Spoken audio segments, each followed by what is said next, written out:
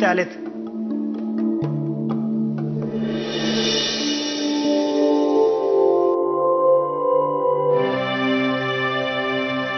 का आलायस तू? आपलं तर ठरलं होतं ना एकमेकांना. नाही, मला विश्वासरांनी पाठवलं होतं. मी फक्त गाडी घेऊन तुम्हाला न्यायला आलो. अच्छा, आलात का तुम्ही? तुम्हीच मनीष का? आता थोड्या वेळापूर्वीच्या दादाचा फोन आला होता, तुम्ही घ्यायला येणार आहात म्हणून. खरं तर घरचं कोणीतरी यायला हवं होतं. नाही, सर येणार होते पण. ठीक आहे, माहिती आहे आम्हाला कारण. भिक्षा दे ग माय, भिक्षा दे ग माय, घरात कुणी आहे का? भिक्षा दे ग माय, भिक्षा दे ग माय. मायाताई, बरं झालं लवकर आलात तुम्ही. हो अहो, माझी मुलगी फार आजारी आहे, त्यामुळे मला लवकर जायचंय घरी.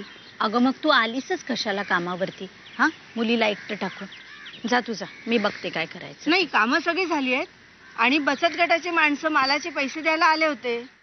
आणि हो, तुमच्याकडे एक महत्वाचा फोन आला होता, काहीतरी महत्वाचं बोलायचंय म्हणत होते. काय बरं नाव त्यांचं? आज जाऊन बोलूया का आपण? हा चल. अर्जुन, तुला राग येणार नसेल तर एक गोष्ट बोलू? नाही, जाऊ दे, तुला राग येईल. जेवण झाल्यावर मारेन, जेवताना नाही मारणार. बोल. पण आता मला पटलंय की घरात देखील वेगळं जेवण होतं आणि तेही चांगलं असतं.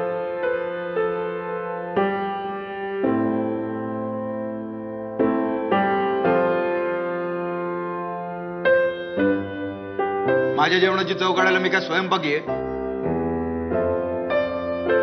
जे कोण चांगले जेवण बनवतात ना, त्यांना बनवू दे. मला कशाला राग यायचा त्याचा? म्हणजे तुला राग नाही आलाय? मग ठीक आहे, आता नक्कीच नाही मारणार. जगू, आजपासून मीच जेवण करत जाईल. हो, मग माझी मज्जा. हा, पण इथे असेपर्यंत मजा आहे, नंतर जाऊन करायचंच आहे आपणच आपलं. तिला एकदा नेऊन सोडलं की काय पुन्हा धुंडाळा हॉटेल.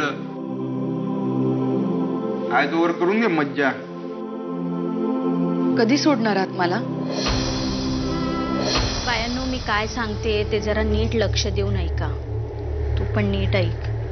हे बघ, घरात कुठल्याही अनोळखी माणसाला घ्यायचं नाही. त्याने त्याचं कुठलंही काम सांगितलं किंवा तो कोणाच्या तरी ओळखीने आलाय असं सांगितलं तरीही, आणि आपल्या या व्यवसायाबद्दल, घरातल्या माणसांबद्दल कोणीही चौकशी केली तरी त्याला काही उत्तर द्यायचं नाही. कळलं? नाही सांगणार मायाताई, पण तुम्ही हे सगळं आज का सांगताय? काही संकट आलंय का? नाही ग बाई.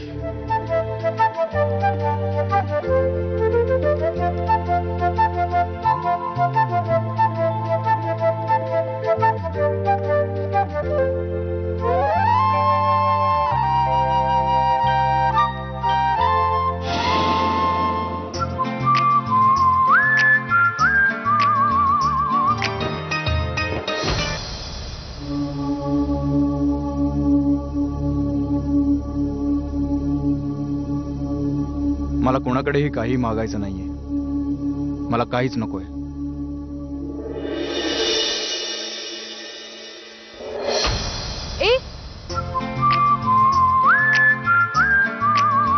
एक दिवस मला ह्याला खळखळून हसताना बघायचं आणि तू हसशील.